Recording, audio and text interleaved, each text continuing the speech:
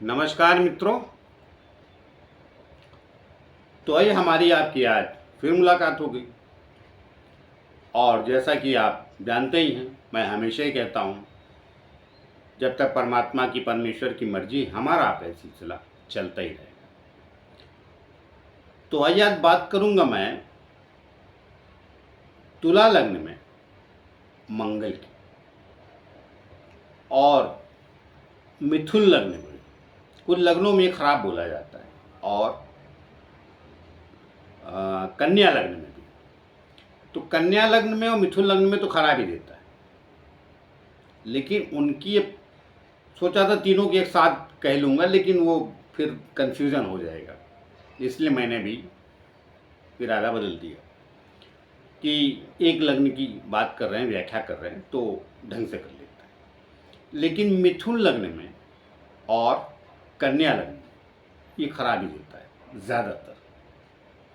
कारण क्या है, वहाँ तो गलत स्थान का ही स्वामी होता है, लेकिन तुला लग्न में ऐसा नहीं। मार्केश यहाँ भी कहा जाता है, उस पर आता हूँ कारण क्या। लेकिन अब बात छेड़ दी है तो थोड़ा तो बता ही देता हूँ तुला लग्न, कन्या लग्न और मिथुन लग्न। अब मिथुन लग्न में क्या है कि ये दो गलत स्थान का स्वामी हो जाता है, छठे का और 11वें का। रोग स्थान, प्योर रोग स्थान। इसकी दृष्टि में भी जो मिथुन लग्न में जो ग्रह आ जाएगा वो कहीं ना कहीं मनुष्य को रोक देगा, मंगल की। और मित्र भी नहीं होता बुध का, तो ये समस्या है। कहाँ कहाँ स्वामी हुआ मिथुन लगन में? पहले घर 3 लिखा है ऊपर, तो मिथुन लगन हुआ। सप्तम में 9 तो इधर 8 छठे घर में, और उधर 11वें स्थान पे, और दोनों छठे से छठा हो जाता है, निश्चित रूप से रोक देता है।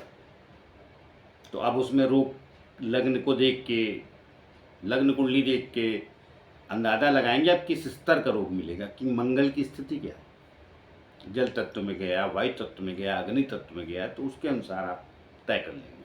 और कन्या लगन में भी देता है, क्योंकि वहाँ भी दो गलत स्थान का स्वामी होता है, तीसरे और 8वें का। तो क्या करेगा, वहाँ भी रोक देगा। मिथुन की अपेक्षा कम, मिथुन लगन की अपेक्षा कन्या लगन में कम। तो चलिए बात छेड़ी तो मैंने बात कही थी। अब आई तुला लगन। तो तुला लगन में ये मंगल आपके दूसरे और सप्तम भाव का स्वामी होता है, तो मारक स्थान तो ये भी दोनों कहे जाते हैं। और जब एक ही ग्रह इन दो स्थानों का स्वामी हो जाता है, दूसरे स्थान का और सप्तम का, तो षडाष्टक योग बनाते हैं। चूंकि ये क्या पोजीशन, अब तुला लगन होगा तो दूसरे स्थान पे 8वीं राशि आएगी और सप्तम स्थान पे 1 राशि आएगी। 1 से पकड़े तो 8 और 8 से पकड़े तो 6, मतलब दूसरे स्थान से छठी राशि और 7वें स्थान से 8वीं राशि। तो षडाष्टक इसलिए मारक कह देते हैं। और एक कारण और भी है मारक का, 8वें स्थान से 12वां स्थान हो जाता है, और सामने जो दूसरा स्थान होता है अष्टम स्थान से दूसरा सामने हो जाता है, इसलिए भी कहते हैं। लेकिन मंगल तुला लगन में, अब ये भी तो मानना पड़ेगा कि धन स्थान का और सप्तम भाव का स्वामी, पत्नी स्थान का। तो क्या तुला लगन वालों की सबकी जिंदगी दुबार हो जाती है सप्तम भाव से, पत्नी स्थान से, या धन ही नहीं मिलता? क्योंकि दोनों का कारक तो ही हो गया। कौन? मंगल। नहीं, इसमें इतने खराब फल नहीं देता। यहां स्थिति देखनी पड़ेगी। अब यहां स्थिति क्या देखनी पड़ेगी, और कुछ मत देखिए। मंगल गुरु के प्रभाव में यहां नहीं आना चाहिए। कहां? एक लाइन में पहले बता देता हूं, बाकी तो और भी कई विधा है, लेकिन पहली विधा यही, मंगल यहां पर गुरु के प्रभाव में नहीं आना चाहिए। न गुरु के साथ रहना चाहिए, न गुरु की राशि में रहना चाहिए, या ना गुरु की दृष्टि, अन्यथा भी खराब ही दे जाए।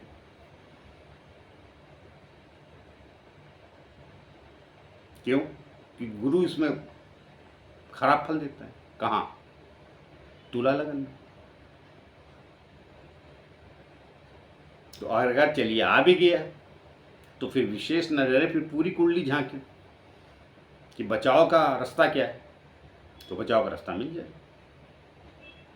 तो क्या किसी की कुंडली में गुरु ने देखा ही नहीं होगा मंगल को, या उसकी राशि में बैठे नहीं होगा? होगा। तो उस काल खंड में तकलीफ आएगी।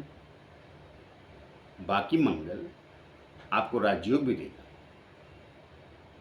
तुला लग्न, क्योंकि दूसरा स्थान राजकृपा का भी होता है, सत्ता भी पहुंचाए। तो अब क्या है कि ये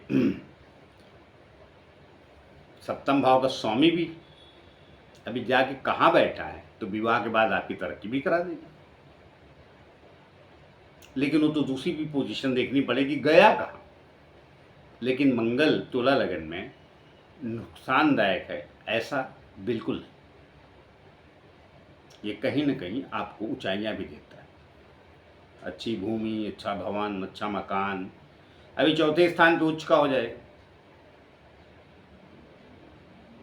सप्तम भाव का स्वामी होने के बाद और धन स्थान का स्वामी होने के बाद, तो भूमि भवन मकान तो दिलाई देगा ना बड़ा बड़ा, तो पक्की बात। और कहीं शनि के साथ बैठ गया, देखिए कि नहीं शनि देखिए ना इसको, वरना वो विस्फोटक स्थितियां पैदा वो उसमें बाद में जाएंगे। कहीं शनि के साथ बैठ गया तो अच्छा, अब देख भी रहा है तो कुछ बुराइयों के साथ भी बेहतर ही रहे।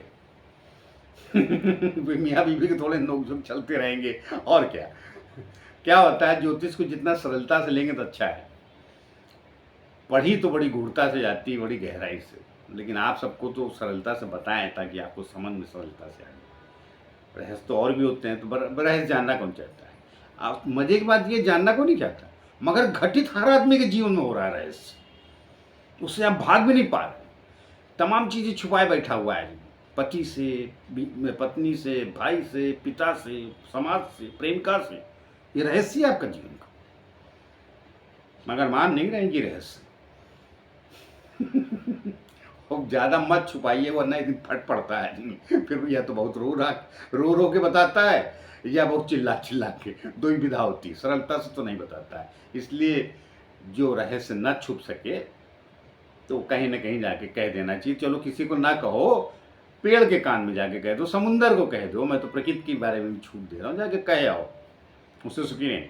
वरना फिर आदमी को इरिटेशन फ्रस्ट्रेशन होने लगता है। ये बात मैं तुला लगन के लिए, बाकी लगन के लिए भी कह रहा हूँ। तो मंगल आपके लग्न में कोई बुरे प्रभाव नहीं देता है। हाँ देता है, मैंने कहा ना, गुरु की दृष्टि में नहीं आना चाहिए। और फिर देखिए राहु, वो तो दूसरा हो जाता है। मैंने पहले भी कहा, राहु के साथ आ गया, राहु दृष्टि में आ गया, तो वो दूसरी तकलीफें देता है। राहु को मैंने कई बार सबको बोला है कि आज की दुनिया बड़ा कारक हो गया है, रिश्ते खराब करने में बड़ा मजा लेता है, बाकी चीज़ें देता है, धन दौलत समाज वगैरह में स्थिति सब देगा, लेकिन रिश्ते खराब करेगा। बॉस से भी खराब करेगा, पत्नी से भी करेगा, भाई से भी करेगा, कोई भी रिश्ता हो,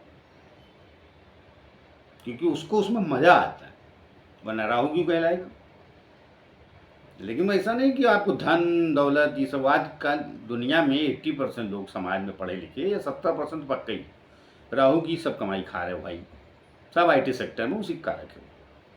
और अगर प्योर IT सेक्टर में नहीं है तो कहीं नहीं कहीं कनेक्टेड है सब राहु से, हम ही तो कनेक्टेड है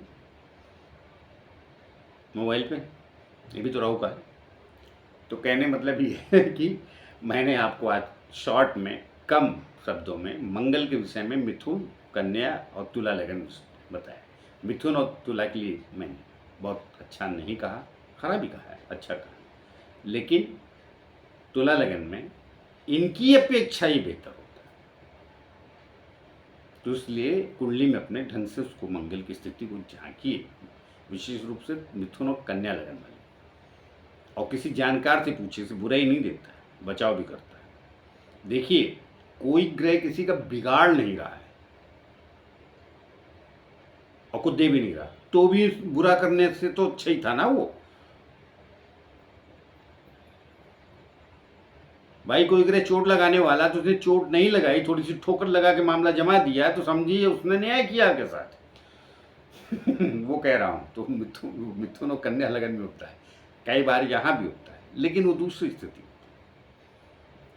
जनरली एक खराब फल नहीं देता है मंगल तुला लगन में। अब बाकी तो मैंने पहले भी कहा है कि हर ग्रह बुरे फल देता है, हर ग्रह अच्छे फल देता है, हर ग्रह महान होता है, हर ग्रह हल्का सा खराब भी होता है। वो कुंडली का कॉम्बिनेशन, कहाँ बैठे हैं और किस पोजीशन में बैठे हैं। तो अब वो क्या होता है कि देखिए, हम लोगों को भी तो कोई 1-2 साल में तो ज्योतिष सीख नहीं जाते। अगर जो सीख के बता दे रहे हैं, आजकल तो लोग 3 दिन में भी सिखाते हैं, तो मैं क्या करूँ। महान लोग होंगे, उनसे मिलिए। तो वो कई साल लगते हैं कि कारण क्या है, सीखने के बाद भी आपकी चीज़ें सही नहीं बैठती हैं जो आप रटंत विद्या से चले आए। उसके लिए अनुभव लगता है। अनुभव के साथ ये सोचना पड़ता है कि जो पहले कहा गया था, इन तत्वों को बताया गया, ये ग्रह इन तत्वों के स्वामी हैं, वो भी तो कहा गया, ये मित्र मित्र हैं, उसके बावजूद भी इन तत्वों के स्वामी। तो उनको सबको सोच विचार करके क्यों कहा गया था, वो जब क्यों तक नहीं जाएंगे तब तक बात जमती नहीं। तो क्यों को अवश्य पहचानिए कि क्यों कहा गया। जब भी शिक्षक हैं, सॉरी आप स्टूडेंट हैं, विद्यार्थी हैं, तो पढ़ रहे हैं, तो ये क्यों कहा गया उधर जरूर जाइए। अब कई जगह क्यों में नहीं जाना चाहिए, एक आधी 2 जगह, बाकी जगह नहीं। कारण क्या होता है, कई एनालिटिकल प्रश्न होते हैं, उनके उत्तर नहीं होते। अब वो जाने दीजिए, वो कई जगह सब जगह होते हैं, लेकिन ज्योतिष में क्यों अवश्य पूछ लेना चाहिए। पूछ नहीं लेना चाहिए, स्वयं समझना चाहिए। पूछना तो आसान हो जाता है। तो कारण क्या है कि ये मैंने पहले भी कहा है, ज्योतिष ब्रह्मांड को आप बता रहे हैं ना। बाकी किसी ज्ञान में आप ब्रह्मांड के नहीं, कंप्यूटर के आप ज्ञानी हैं, तो सिर्फ लैपटॉप और अपने उस सिस्टम को पता है आपको, उतने से आप बता दिए। और बैलेंस शीट निकालना या सीट निकालनी या सिल्क निकालनी, जो भी, लेकिन ज्योतिष ऐसा नहीं। ब्रह्मांड को समझ के आपके जीवन में क्या क्या घट रहा है, तो थोड़ा इस विज्ञान को लोगों को सम्मान करने की आदत डालनी चाहिए। तो आइए मिलते हैं किसी और नए विषय को लेकर, तब तक के लिए आज्ञा दीजिए। जाते जाते फिर से प्रार्थना है कि जिन लोगों हमारे चैनल सब्सक्राइब नहीं किया, कृपया कर लीजिए, उससे हमें बल और शक्ति मिलती है जो आप लोगों के द्वारा जाती है। तो मिलते हैं, नमस्कार।